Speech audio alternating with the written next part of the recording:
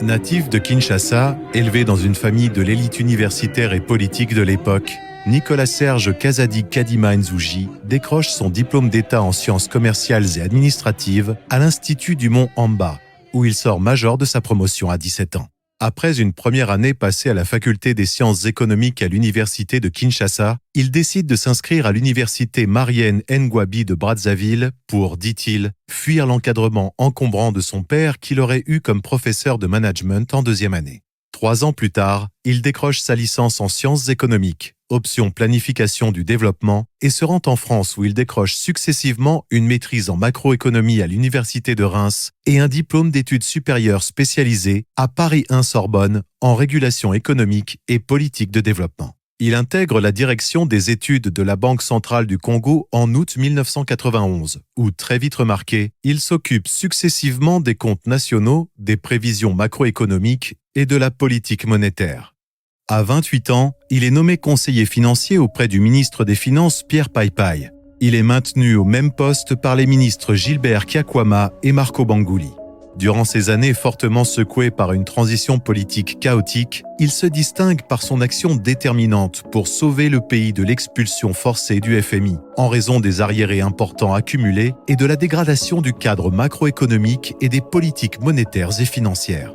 À l'arrivée au pouvoir AFDL de Laurent-Désiré Kabila, il retourne à la Banque centrale où il est retenu dans l'équipe restreinte de 20 membres nommés pour concevoir et superviser la mise en œuvre de la réforme monétaire qui a introduit le franc congolais. Il en est le plus jeune membre.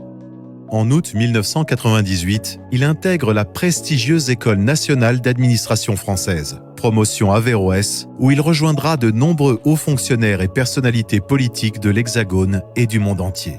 Peu convaincu du pouvoir issu de l'AFDL, c'est durant son séjour en France entre 1998 et 2000 qu'il rejoint l'UDPS, attiré par son représentant de l'époque, feu le professeur René Kibanza Moigna, qui fut son condisciple à la Sorbonne. De retour au pays, il rencontre un accueil hostile à la Banque centrale du Congo, instrumentalisé par certains collaborateurs du gouverneur de l'époque, dont Janine Mabunda. Encouragé par Jean-Baptiste Bomanza, le porte-parole d'Étienne Tshisekedi de l'époque, il accentue sa fréquentation du leader Maximo, qu'il a continué de conseiller dans l'ombre jusqu'au bout, sans jamais s'éloigner de l'UDPS. Ne trouvant pas sa place au sein de la Banque centrale, il se retrouve à la Chambre de commerce et d'industrie franco-congolaise en mars 2001 comme directeur général. Durant cette période, il se rapproche de la FEC et du monde des affaires et il travaille étroitement avec Jean-Pierre Kiwakana, Michel Cohen, Charles Sanlaville, le sénateur Nkongo et tant d'autres. 10 mois plus tard, en décembre 2001, le ministre des Finances et du Budget de l'époque, Freddy Matungulu, lui propose de représenter la RDC au sein du conseil d'administration de la Banque africaine de développement au poste de conseiller d'administrateur. À ce titre, il représente également 4 autres pays d'Afrique centrale. Durant son mandat, en liaison avec le ministre Matungulu, il joue un rôle déterminant dans le processus de restructuration de la dette de la RDC vis-à-vis de la banque. Face aux doutes de la banque et des bailleurs de fonds, il convainc le conseil d'administration et promet que la RDC sera à la hauteur des engagements pris et de l'espoir suscité. Cela se conclut en juin 2002 par l'effacement de 60% de la dette de la RDC vis-à-vis de la banque, soit 800 millions de dollars. La différence, environ 500 millions, est consolidée dans une nouvelle facilité de crédit inédite, rendue possible grâce à des ressources consenties par certains donateurs et par la banque. 8 mois plus tard, le ministre Matungulu est poussé à la démission pour avoir refusé de cautionner des opérations financières contraires aux intérêts du pays.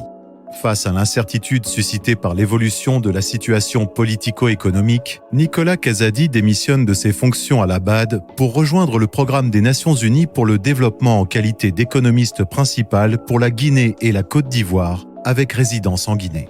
Entre 2003 et 2019, il passera 15 années au service du PNUD, successivement en Guinée et Côte d'Ivoire, à Madagascar et au Togo, où il exercera respectivement comme économiste principal, conseiller économique et conseiller principal pour la mise en œuvre des objectifs de développement durable. En tant que programme des Nations Unies pour le développement, nous serons toujours à vos côtés et nous sommes fiers d'y participer.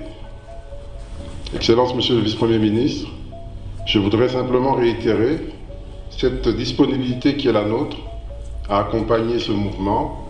Et je voudrais également vous dire qu'en dépit des difficultés normales inhérentes à un processus de transition politique, notre vœu le plus ardent est que la reprise du cadre intégré renforcé soit effective au-delà du contexte politique, parce que nous avons besoin de ce diagnostic renouvelé pour aller de l'avant et que, quels que soient les cas de figure, nous en aurons besoin dans la phase qui va suivre la transition politique.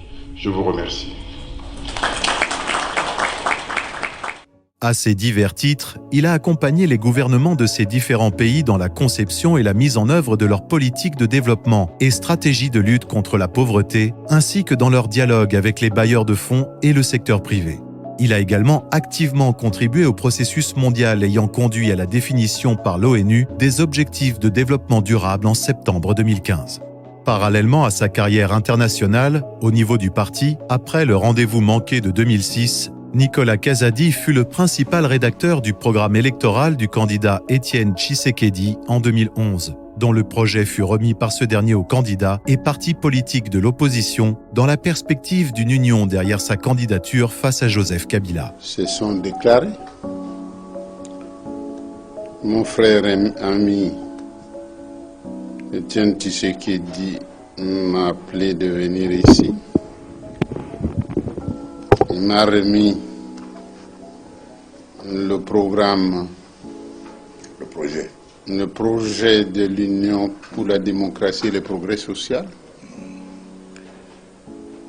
Il m'a demandé de pouvoir le lire, de faire des observations et des remarques, ce que j'ai accepté. Et je rentre avec un exemplaire de ce projet de programme. À Johannesburg, en présence du candidat Étienne Tshisekedi, Nicolas Kazadi présentera le programme à la communauté d'affaires sud-africaine quelques semaines avant le scrutin. Quelques années après le triste épisode des élections de 2011, Nicolas Kazadi se rapproche davantage de Félix Tshisekedi, en qui, très tôt, il voit un futur de premier plan, tant au sein du parti que du pays. Du 5e président de la RDC, il dit « Lui qui fut si bien formé au pied du maître, en y ajoutant sa dose de modernité, son humilité, sa souplesse et toute son inspiration divine, qui pouvait mieux que Félix reprendre le flambeau de la lutte et la faire aboutir ?» Aux côtés de Félix Tshisekedi lors des discussions de Genève en novembre 2018, Nicolas Kazadi en a été un témoin privilégié. Ambassadeur itinérant du président Tshisekedi depuis mars 2019, Nicolas Kazadi est sur tous les fronts, à l'extérieur du pays comme à l'intérieur. Il a notamment été chargé de coordonner la préparation du programme du quinquennat et il a été associé à la supervision des travaux du programme des 100 jours du chef de l'État, dont il fut le premier responsable à demander publiquement l'audit qui a abouti à une procédure judiciaire historique. Le programme ralentit pour diverses raisons. Les ouvrages les plus attendus, notamment les sauts de mouton, traînent et l'opinion s'impatiente. Et on voit émerger des critiques nombreuses et récurrentes. Des critiques qui portaient à la fois sur la passation des marchés, qui était antérieure à notre intervention, et sur d'autres choses. Et nous nous disons à un moment donné, puisque nous n'avions aucun soupçon a priori sur les marchés, mais que nous étions en face d'une critique importante, nous avions l'obligation morale en tant que responsable public de rendre compte. Et donc, le minimum que l'on pouvait faire, c'était de demander qu'un audit soit fait. Parce qu'un audit, il se fait même lorsqu'il n'y a pas de critique. Dans une bonne gestion, les audits sont systématiques, avant de clôturer un programme. Familier des institutions économiques et financières internationales, soutien actif de la promotion du secteur privé, Nicolas Kazadi Kadimanzouji est également un grand avocat des politiques macroéconomiques favorables aux couches défavorisées. Il a à son actif plusieurs travaux et publications sur la gouvernance et la corruption, dont un ouvrage collectif préfacé par Abdoulaye Wade en 2008.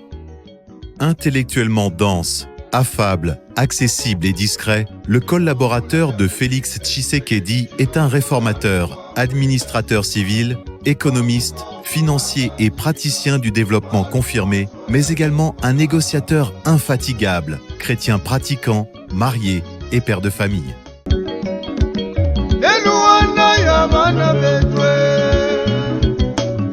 Antoine Chilombo Félix Obushana Fumwani Tumanya Kongo Osapi moko esokola kelonite Bana mboka, ba diaspora Boya to sangana, to tombola mboka na biso Lelu toku wa matanga kuibia miele ka kuibia bingoma Ukalenga banga